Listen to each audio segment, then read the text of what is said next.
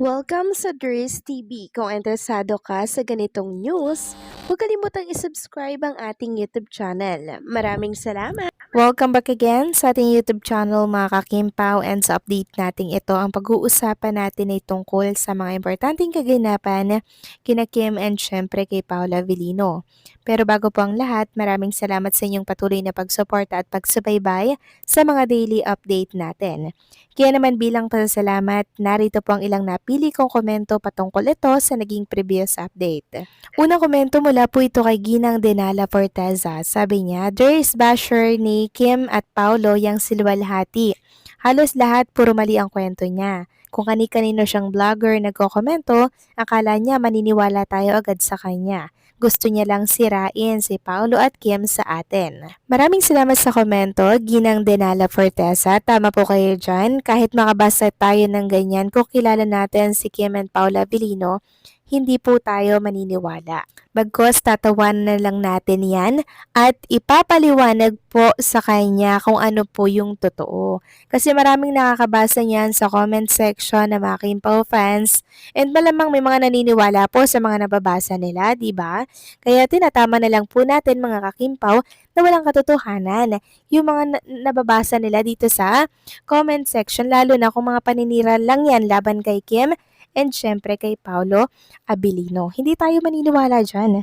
Lalo't kilala natin lubos si Kim at Paulo. Likha lamang po yan ng mga kaaway para sirain ang dalawa sa atin.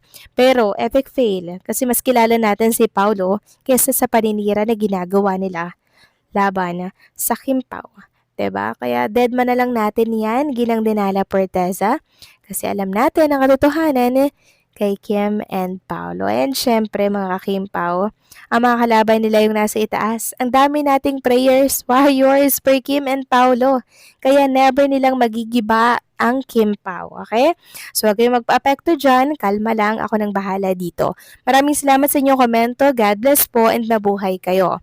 At ang next comment naman mula po kay Ginang Nanita, sabi niya, prangka ni Paulo sa lahat ng interview. Hindi naging sila ni Jay at before pandemic. Kinalimutan na niya ang lahat ng nakaraan niya, meaning he is very single nang nagpakita siya ng kanyang malaking pagmamahal kay Chinita. He cursed Kim as very proper sa mga taong gustong mangsuyo sa babaeng minahal niya at si Kim yun. Saksi talaga or taga Showtime sa mga pagsuyo ni Paulo kay Kim, kaya nga palaging may blowout na food si Paulo sa Showtime host. Yan ang tunay na nagmamahal. Maraming salamat sa komento, Ginang Nenita.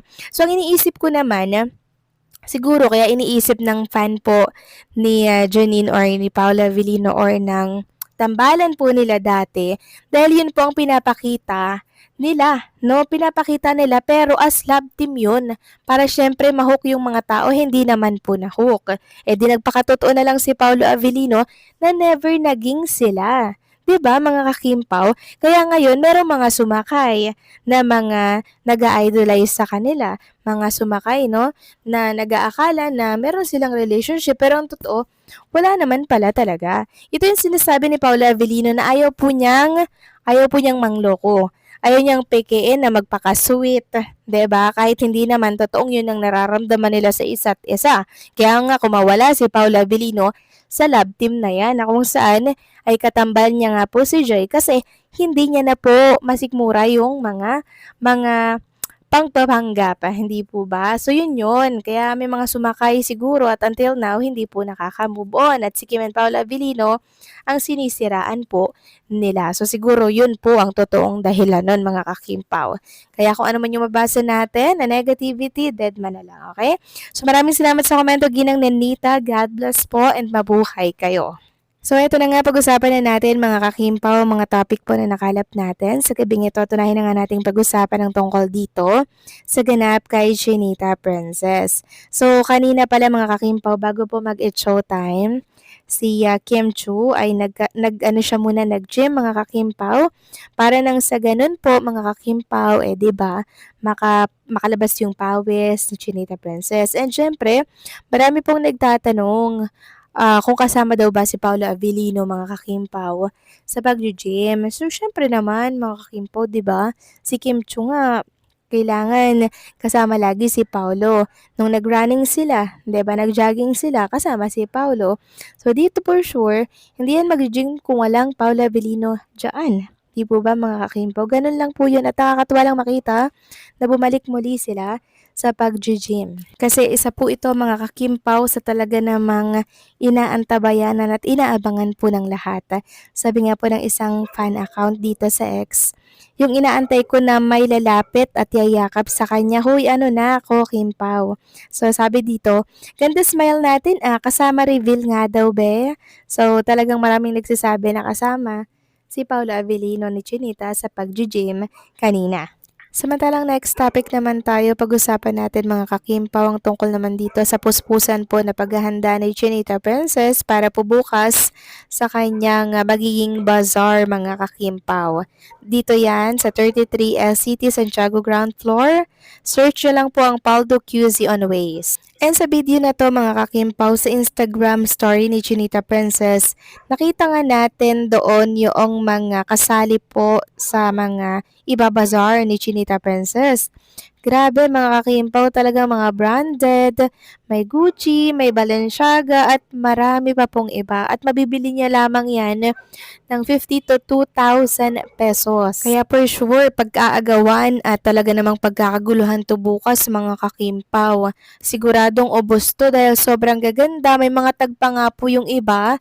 Sinuot po ni Isaias. Grabe, sobrang ganda, mga branded pa. Kaya swerte talaga yung makakakuha nito. Tapos sa murang halaga lang. Grabe. Talagang dadagsayin ito. Kaya kung kayo, mga kakimpaw, malapit kayo sa lugar na to ni Chinita Princess, na huwag nyo na pong palalagpasin na maka-avail or makabili ng mga item niya na kasya po sa inyo. Kasi nakaka-happy lang na magkaroon ka ng damit mula kay Kim Chu. Mabibili mo yun ng mura, tapos yung ibabayad mo doon, itutulong naman ni Chinita Princess. So double purpose mga kakimpaw. Kaya tangkilikin at suportahan natin itong Closet Bazaar ni Kim Chu from January 28 to February 1, 2026 yan ha. So isave nyo na po itong address 33 SCT Santiago Street. Search Paldo Restaurant on Google Map. Then, dyan, dadalhin po kayo dyan bukas. Dahil si Kim Chu din, mga kakimpaw, present din po dyan. So, eto pa, mga kakimpaw, hindi lang kayo makakabili ng damit ni Kim, makikita nyo pa mismo. Si Chinita Princess, siya mismo yung magbebenta sa inyo ng mga damit niya. Grabe, i-grab nyo na yan at matulog po kayo ng maaga. Okay, supportahan natin ito.